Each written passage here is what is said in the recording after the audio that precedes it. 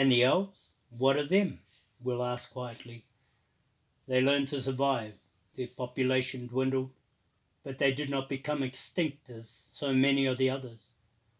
They remained within their forest land, moving steadily deeper, hidden now completely from the humans who had come to occupy almost the whole of the earth. They watched in horror the destruction that was being performed on their world. They watched it being stripped of its resources and its animal life. They watched as its ecological balance was utterly, irreversibly disrupted. They watched the humans war between themselves insistently as the separate governments struggled to achieve domination over one another. They watched and they waited and they prepared, for they saw how it all must end. The Great Wars, the Veil Man anticipated the Druid. The Great Wars, Eleanor nodded. The elves foresaw that such horrors would come. They used what magic they still possessed in an effort to preserve themselves and a few carefully chosen treasures of their past. Among these, the Elcries.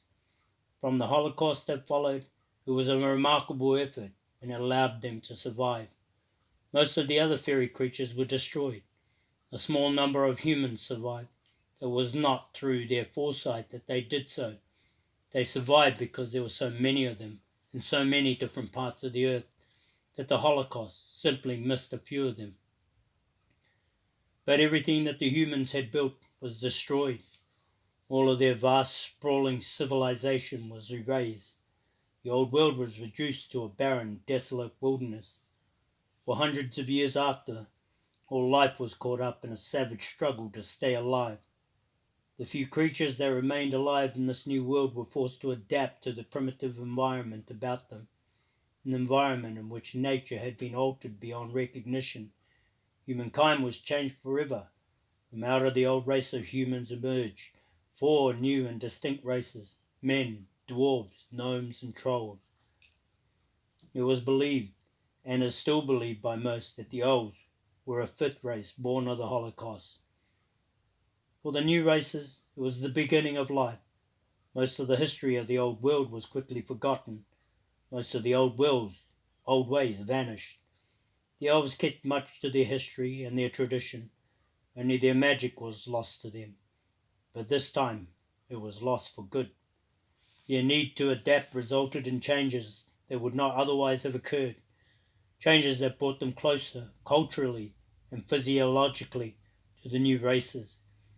Reborn humans and surviving elves assimilated together in their new world, until finally, inexorably, they became much the same.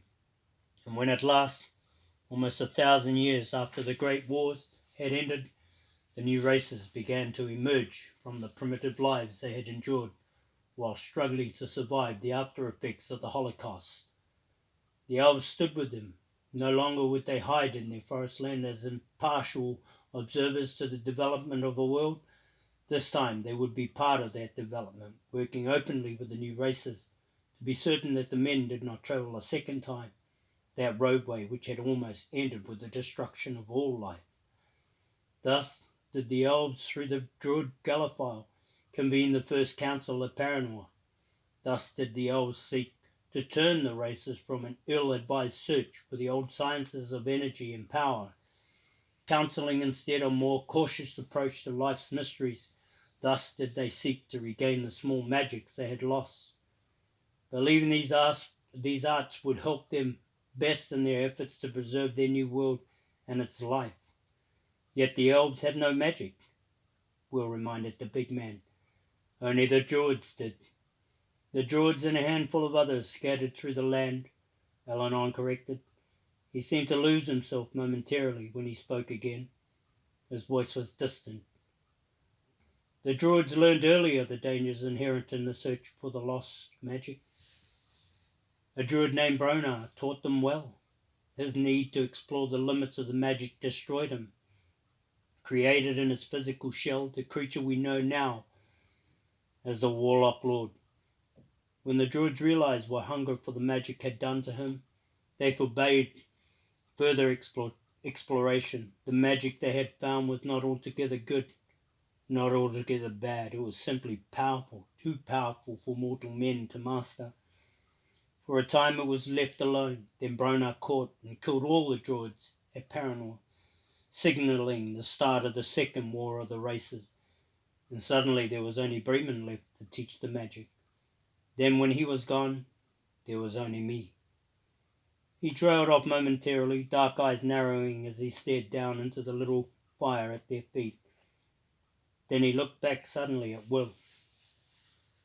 What else would you know, Valman? The tone of his voice was sharp, almost angry. Its abruptness caught Will by surprise, but he kept his gaze steady, forcing his eyes to meet the droid's.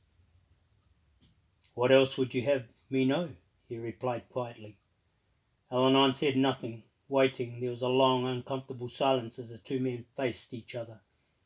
At last the Veilman looked away again, poking idly at the embers in their fire with the toe of one boot. These creatures that were shut within the place beyond the forbidding. What of them? He asked finally. Have they survived for so many years? How have they survived for so many years? Why have they not perished? Elanon's dark expression did not change. Call them demons, for that is what they have become. They were sent to a non-place, a dark emptiness beyond any living world. Within that darkness there was no passing of time to bring age and death. The elves failed to realize this, I suppose, or perhaps thought of it of little importance, since their only concern was to remove the evil from their own world. In any case, the demons did not die. Rather, they multiplied. The evil that lived within them fed upon itself and grew stronger. It bred new life, for evil left to evil, Valman, does not simply perish. It thrives. Evil contained is not evil destroyed. It nourishes itself, grows within its confinement, swells and rages until it works loose, and then it runs free. And its magic, Will followed quickly. Has its magic grown also? Some of the harshness faded from the other's visage, and he nodded. Fed in the same way in practice. For the evil ones warred with each other in their prison, driven nearly mad with need to release their hatred of what had been done to them. Now it was the Valman's turn to be silent. His face lowered into the shadow, his arms wrapped protectively about his knees as he drew his legs up tightly to his chest. In the east, there sounded the faint, distant thunder of the departing storm as it faded into the broken wall of the wolf's cave. A touch of impatience revealed itself in Elanon's dark face as he watched the young man. He leaned forward once more. Are all of your questions answered now, Will Onsford? The Veilman blinked. No, his head lifted sharply. No, I have one more. Elanon frowned. Indeed. Let's have it, then. He was clearly displeased. Will hesitated, weighing inwardly the advisability of proceeding any further with this. He decided that he must. He chose his words carefully. Everything that I've heard suggests that these demons are more than a match for the elves. It seems from your own encounter with them that they are a match even for you. There was an anger now in the big man's face, but Will pushed ahead quickly. If I accompany the Elven Guild Amberley in search of the Bloodfire as you have asked me, they will surely come after us. Suppose we are found, what chance do I stand against them, Elanon? Even with the Elfstones, what chance do I have? You would not answer me before. Answer me now. Well, the Druid rocked back slightly, the lean, dark visage suddenly expressionless in the firelight, creased in shadow. I thought this was all leading up to something.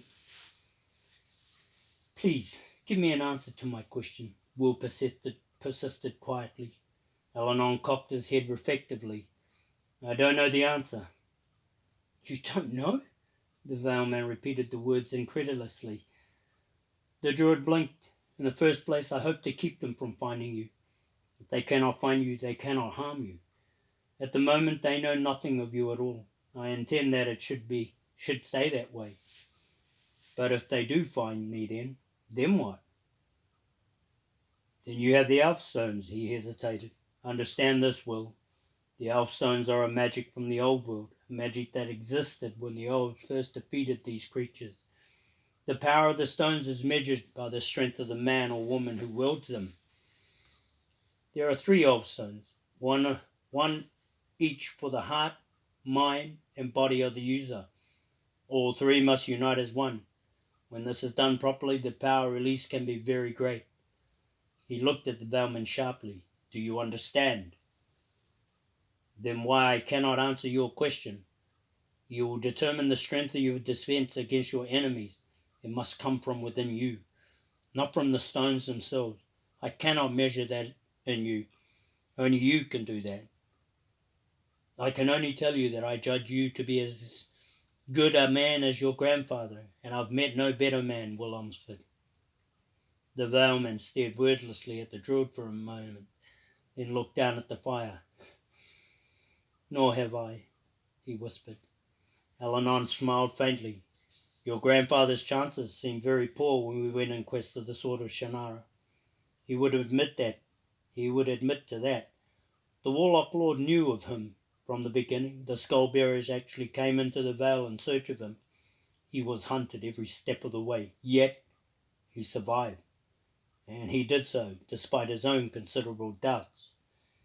He reached over and put his hand on Will's shoulder, the cavernous eyes glinting in the firelight. I like your chances in this. I believe in you. Now you must start believing in yourself. He took his hand away and rose. We've talked enough this night. You need to sleep. We've a long ride ahead of us tomorrow. He wrapped his black robes tightly about him. I'll keep watch. He started to move away from the Valman. I can keep watch, Will offered quickly, remembering the Druid's injuries. You can sleep, Eleanor grunted, and the night shadows swallowed him up. Will stared after him for a second, then shook his head.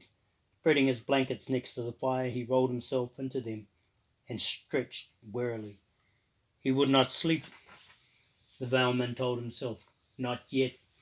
Not until he had taken time to consider carefully all that had been said this evening, until he had decided how much of it he should believe, until he was convinced that he knew what he was doing in all this. Not until then. He let his eyes close for just a moment. Immediately he was asleep.